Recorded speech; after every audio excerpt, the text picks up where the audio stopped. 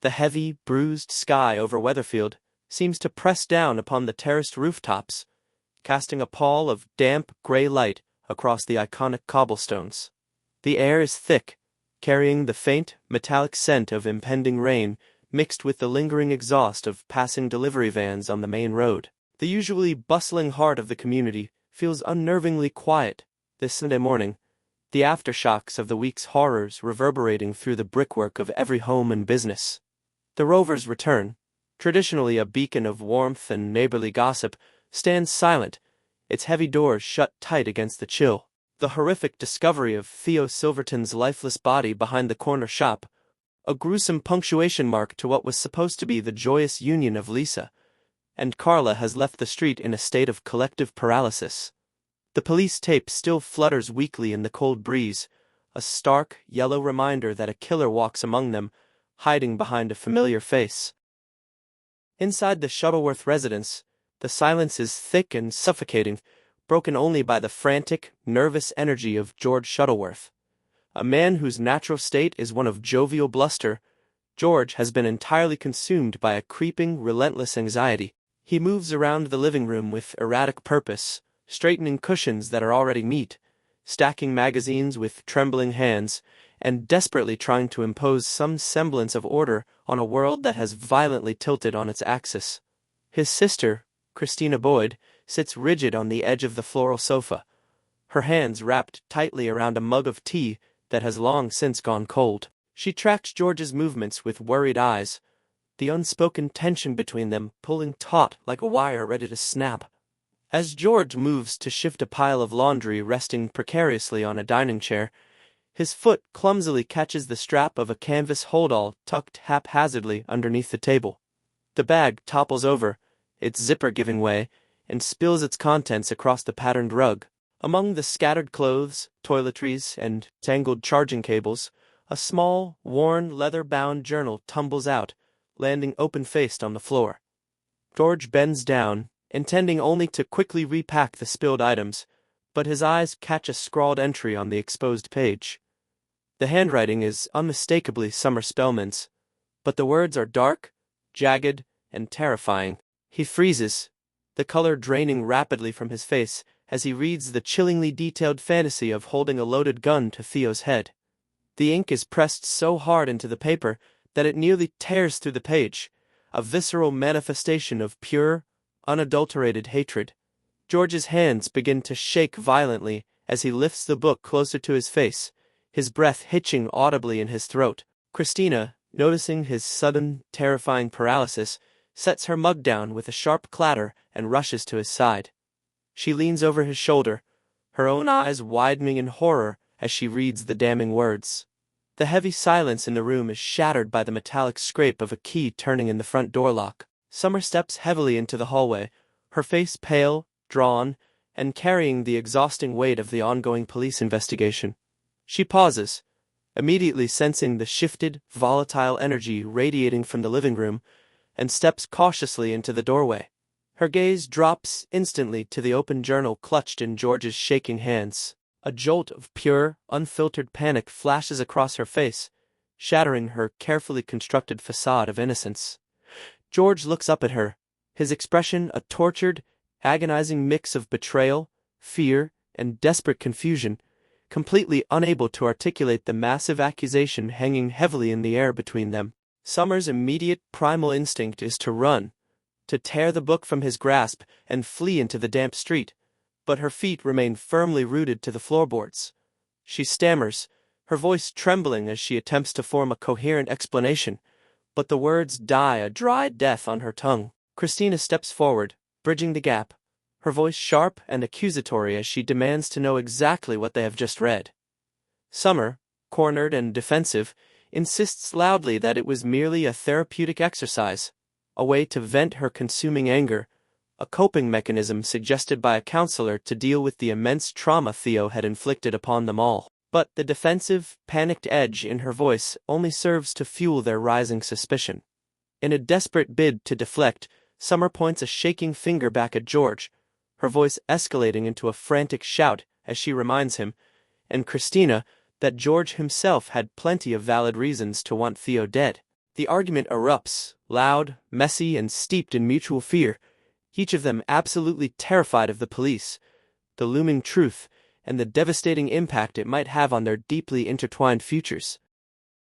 Directly across the street, the atmosphere inside Daniel Osborne's flat is equally fraught, though shrouded in a distinctly different, deeply depressing kind of darkness. The curtains remain tightly drawn across the windows, deliberately plunging the living space into a perpetual, suffocating twilight. Daniel sits hunched over his laptop at the dining table, the harsh, artificial glow of the screen throwing the deep, exhausted purple bags under his bloodshot eyes into sharp relief. He has effectively become a prisoner in his own home, mentally and emotionally crippled by the relentless, cruel onslaught of an anonymous online troll, hiding behind the moniker Truth Teller. Beside him stands Jody Ramsey, an unexpected, chaotic, and entirely unwelcome houseguest who has firmly embedded herself in his life, following her own dramatic eviction from the Platt household. She casually stirs a bowl of cereal, the metallic clinking of her spoon, a stark contrast to Daniel's frantic, manic energy. Daniel clicks furiously on the mouse, reading aloud the latest vile, fabricated posts that accuse him of harboring knowledge about Megan, Walsh's horrific grooming of young Will, and cruelly, publicly dragging up his own complicated past with Summer. The sheer cruelty of the digital words physically pains him, a relentless assault on his character, his reputation, and his rapidly deteriorating sanity.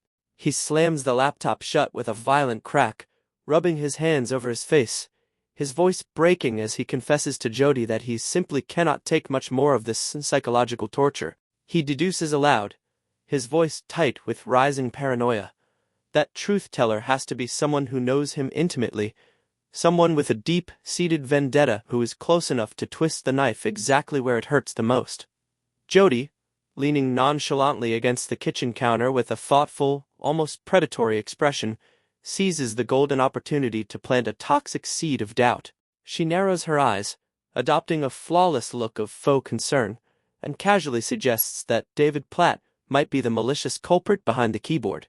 She expertly weaves a plausible, insidious narrative, reminding Daniel of David's highly erratic history, his volatile temper, and his close proximity to the ongoing family drama. Daniel, drowning in despair, grasps desperately at the suggestion, his exhausted mind urgently needing a physical face to attach to his faceless, digital tormentor. The venomous seed is planted successfully, and Jody watches with quiet, hidden satisfaction as Daniel's deep despair slowly, predictably morphs into a simmering, dangerously misplaced anger. Later that afternoon, seeking a desperately needed brief respite from the suffocating claustrophobia of the flat, Daniel and Jody venture out into the cool air, heading toward the bistro. The pale midday sun fighting through the clouds does absolutely nothing to warm Daniel's spirit as they navigate the busy street. His eyes dart nervously from face to face, deeply suspecting every neighbor, every friend he passes of being his secret abuser. Inside the softly lit bistro, the comforting clatter of heavy cutlery and the low hum of normal conversation provide a fleeting, fragile distraction. Jody, sensing the impossibly heavy mood and seeing an opportunity for attention, suddenly clasps her hands together and loudly, brightly announces to Nick Tilsley, who happens to be passing their table with a tray of drinks, that today is her birthday. Daniel, caught entirely off guard and deeply submerged in his own misery, blinks in genuine surprise. A massive wave of guilt washes over him for being so selfishly consumed by his own overwhelming problems that he completely failed to notice her special day. He immediately, guiltily insists on treating her to a lavish, expensive lunch, a desperate, fumbling attempt to inject some much-needed normalcy and forced joy into their otherwise bleak existence. Nick, ever the accommodating and professional host, quickly rustles up a small, elegant sponge cake complete with a single, brightly flickering candle. As he carries it over to their table, prompting a few nearby diners to join in a polite, half-hearted rendition of Happy Birthday, the heavy glass doors of the bistro swing open violently. Shona Platt walks in, freezing in her tracks as she takes in the bizarre celebratory scene unfolding before her. A look of utter, profound confusion crosses her face before settling rapidly into a wry, knowing, and utterly unforgiving smirk. She marches purposefully over to the table, folding her arms tightly across her chest, and loudly, clearly proclaims to the entire room that Jody's birthday is not until the middle of December, completely and spectacularly shattering the fragile illusion Jody had constructed. The small candle flickers out in the sudden, tense draft, leaving a stunned, echoing silence in its wake as Daniel slowly turns to look at Jody, the absolute betrayal evident in his tired, sunken eyes. Jody scrambles frantically to explain, offering a convoluted, nonsensical excuse about celebrating a half-birthday or marking a fresh start in her life, but the catastrophic damage is irrevocably done. Daniel realizes, with a heavy, sinking heart, that the chaotic person he has allowed into his safe haven, the person he has been confiding his deepest fears to, is fundamentally, habitually untrustworthy. Further down the winding street, the Driscoll household has morphed into an active battlefield of fractured trust, devastating revelations, and broken hearts. Ben Driscoll stands rigidly in the cramped kitchen, his knuckles turning stark white as he grips the edge of the laminate counter, his jaw set in a rigid, unforgiving line. The recent, earth-shattering discovery that the man he had called his father for his entire life was a lie, and that the infamous Jim McDonald is his actual biological father, has completely upended his entire sense of identity. The solid foundation of his life has crumbled into dust, leaving behind a bitter, deeply angry shell of a man grappling with a reality he doesn't understand. His supportive partner, Eva Price, watches him with a complex mixture of immense, unconditional love and profound, paralyzing helplessness. She steps cautiously toward him, gently placing a warm hand on his rigid arm, her voice soft and pleading as she begs him to find some tiny sliver of forgiveness for his mother, Maggie, who is currently sobbing uncontrollably into a cushion in the adjacent living room. Ben violently recoils from her gentle touch, the deeply ingrained betrayal too raw, too agonizing to simply pave over with pleasantries or forced family unity. He cannot even begin to fathom the decades of calculated deception, the sheer, breathtaking magnitude of the lie he has unknowingly lived every single day of his life. The thick, suffocating tension is interrupted abruptly by a sharp, demanding knock at the front door. Ben strides purposefully down the hallway, yanking the door open with unnecessary force to reveal Maggie standing nervously on the step, clutching a damp, shredded tissue in her shaking hands.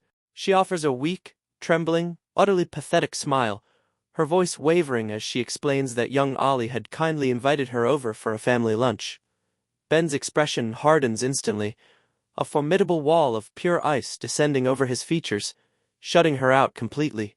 He steps aside silently, allowing her entry into the house, but makes